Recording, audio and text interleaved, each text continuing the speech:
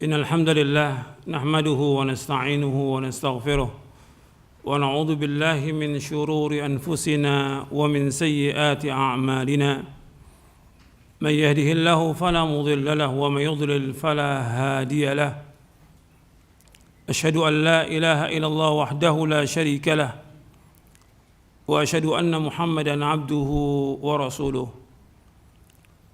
أيها الإخوة أعزكم الله, ada beberapa hal yang ingin saya sampaikan berkaitan dengan tausiah menjelang Ramadan. Dan ayatnya sudah jelas tentang wajibnya puasa Ramadan. Ya ayyuhalladzina amanu kutiba alaikumus-syiyamu kama kutiba alladzina min qablikum la'allakum tattaqun, dalam surah Al-Baqarah ayat 183. Wahai yang beriman, diwajibkan atas kamu berpuasa sebagaimana diwajibkan atas orang-orang sebelum kalian agar kalian bertakwa kepada Allah. Nabi SAW bersabda berkaitan dengan menyambut Ramadan ini. Nabi bersabda SAW, "Qad ja'akum Ramadan, syahrun mubarak, iftaradallahu alaikum siyamahu, tuftahu fihi abwabul jannah, wa yughlaqu fihi abwabul jahim, wa tughallu fihi syayatin, fihi lailatun khairun min alfi syahr, man hurima khairaha faqad hurim." Kata Nabi SAW, telah datang kepada kalian Ramadan, bulan yang diberkahi oleh Allah Ta'ala. Allah mewajibkan kepada kalian puasa, dibuka padanya pintu-pintu sorga, ditutup padanya pintu-pintu neraka, dibelenggu padanya syaitan, dan padanya satu malam yang lebih baik daripada 1000 bulan. Barang siapa yang tercegah kebaikannya, maka dia akan tercegah. Hadis ini sahih, diriwayatkan oleh Imam Ahmad dan Nasa'i. Ya, Nabi bersabda dari sahabat Abu Hurairah radhiyallahu an. Nabi bersabda, "Qad ja'akum Ramadan, syahrun mubarak, iftaradallahu alaikum siyamahu, tuftahu fihi abwabul jannah, wa yughlaqu fihi abwabul jahim, wa tughallu fihi syayatin, fihi lailatun khairun min alfi syahr, man hurima khairaha faqad hurim." Dari Abu Hurairah radhiyallahu an, bahwasanya Rasulullah SAW bersabda, telah datang kepada kalian Ramadan, syahrul mubarak, bulan yang diberkahi oleh Allah. Allah mewajibkan kepada kalian puasa, dibuka padanya pintu-pintu sorga, ditutup padanya pintu-pintu neraka jahim, dibelenggu padanya syaitan-syaitan, dan padanya ada satu malam yang lebih baik daripada 1000 bulan. Barang siapa yang tercegah kebaikannya, maka dia telah tercegah. Di sini Nabi menyebutkan sallallahu alaihi wasallam, yang pertama, telah datang Ramadan, Nabi sebutkan.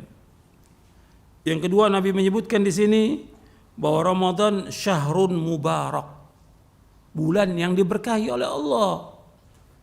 Yang namanya berkah itu artinya kathratul khair wa thubutuhu. Al-barakah yaitu kathratul khair wa thubutuh. Yang dikatakan barakah itu banyaknya kebaikan dan tetapnya kebaikan. Dan kebaikan di bulan Ramadan luar biasa. Banyak sekali kebaikannya. Barakah, syahrun mubarak, bulan yang diberkahi oleh Allah Subhanahu wa taala.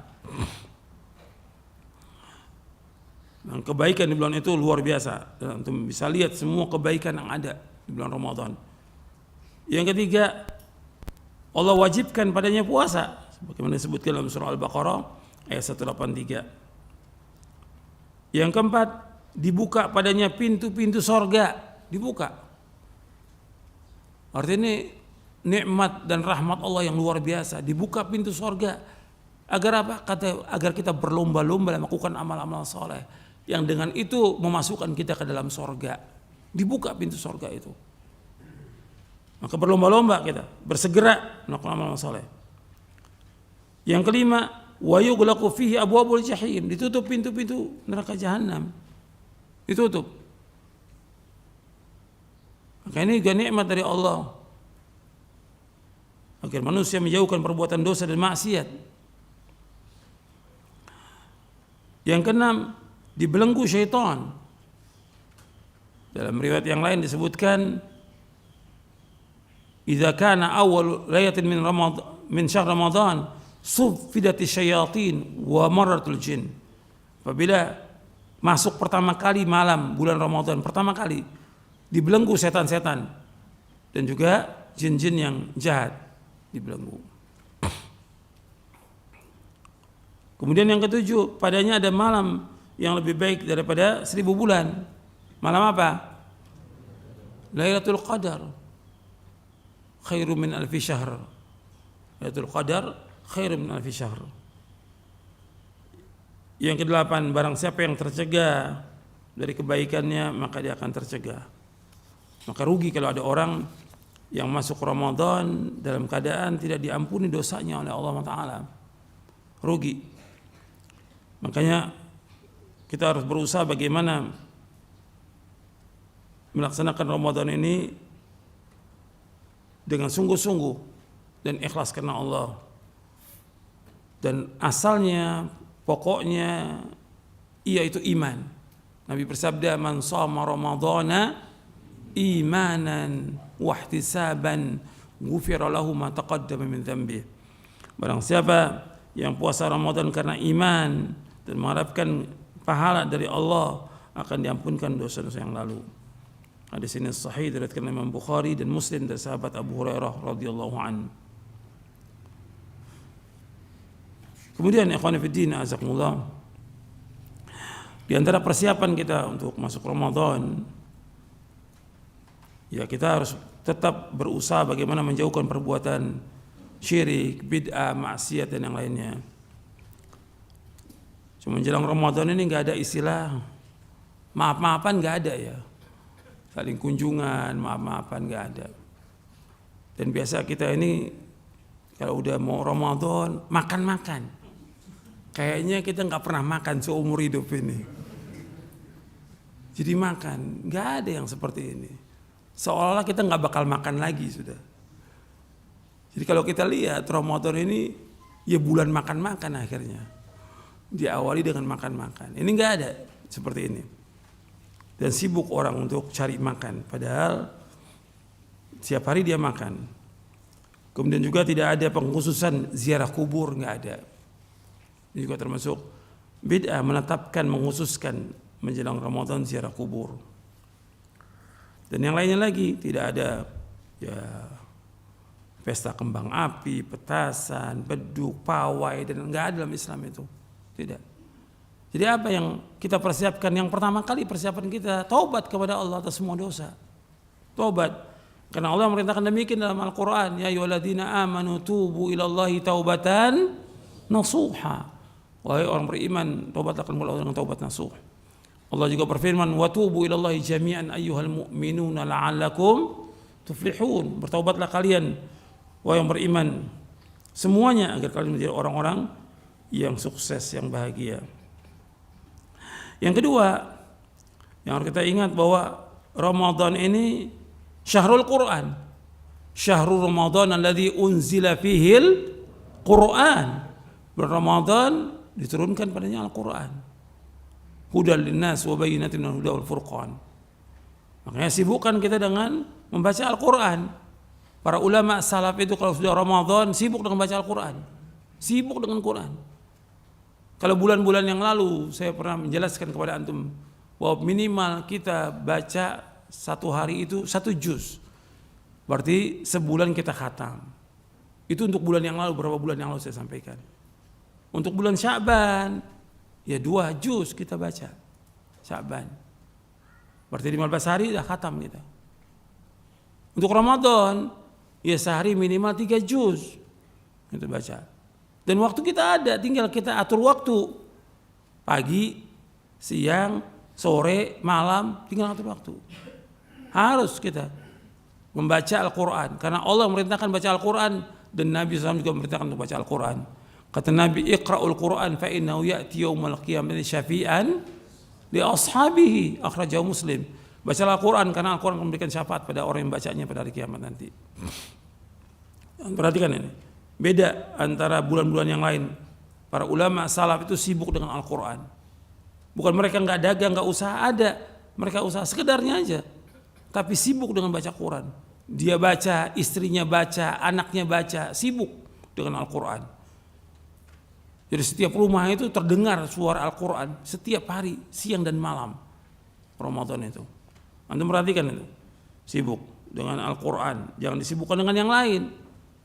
Ini cobaannya banyak, godaannya banyak, godaannya Ramadan ini. Antum sibukkan dengan Al-Quran. Yang ketiga, yaitu perbanyak sedekah. Perbanyak sedekah. Setiap hari. Kalau di hari-hari biasa kita banyak sedekah, apalagi Ramadan. Setiap hari malaikat turun mendoakan orang yang sedekah. Ma min yaumil yusbihul ibadu fihi ila malakani yanzilani fayaqulu aduma Allah ma'ati munfiqan khalafa wa yaqulu akhar Allah ma'ati mumsikan talafa. Akhrajahul Bukhari. Kata Nabi SAW, setiap hari 2 malaikat turun. Dia berkata, ya Allah gantikan orang yang infak hari ini. Yang satu malaikat berkata, ya Allah hancurkan orang yang tidak infak hari ini. Setiap hari itu disuruh sedekah.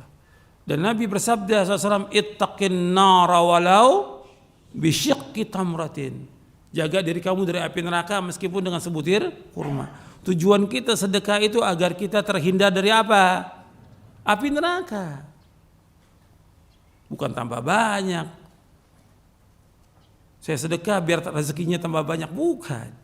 Rezeki sudah dibagi sama Allah semuanya. Semua sudah dibagi sama Allah.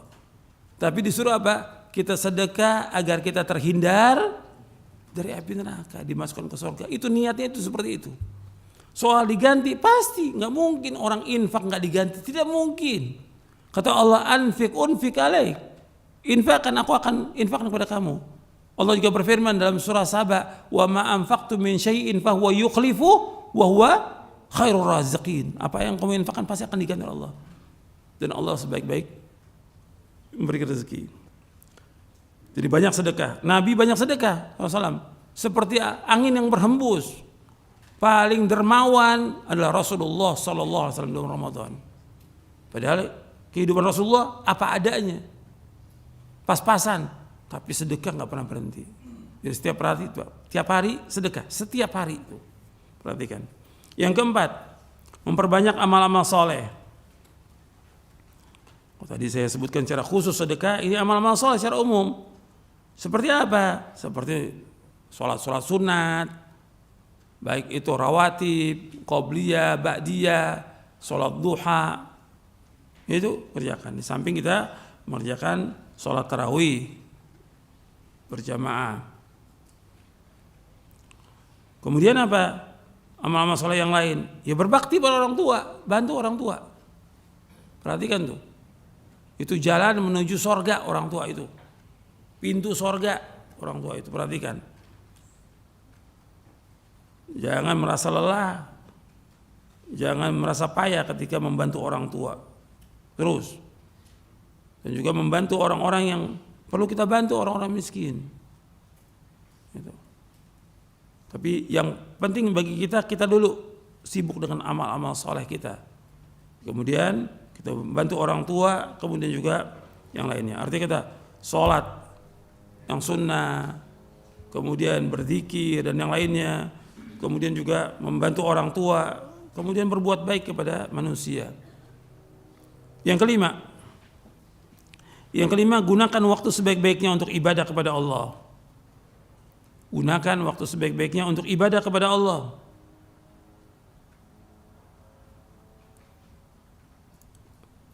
Ini bulan-bulan ibadah. Sibukkan dengan ibadah kepada Allah. Ya seperti zikir, berdoa, baca Al-Quran dan yang lainnya. Dan di sini seperti yang tadi saya sebutkan perkataan Ibnu Qayyim, harus kita ingat musyahadatu minnatillah. Kita menghadirkan bahwa ini semua nikmat dari Allah, karunia Allah. Kita bisa baca Quran, kita bisa berzikir, kita bisa baca buku, kita bisa melakukan ibadah, semua nikmat dari Allah. Hadirkan tuh semua nikmat Allah. Kita nggak punya apa-apa datang ke muka bumi ini. Allah berikan semuanya. Dan gunakan waktu sebaik-baiknya. Jangan sia-sia, jangan ada waktu yang terbuang. Jangan buat nonton, buat main HP.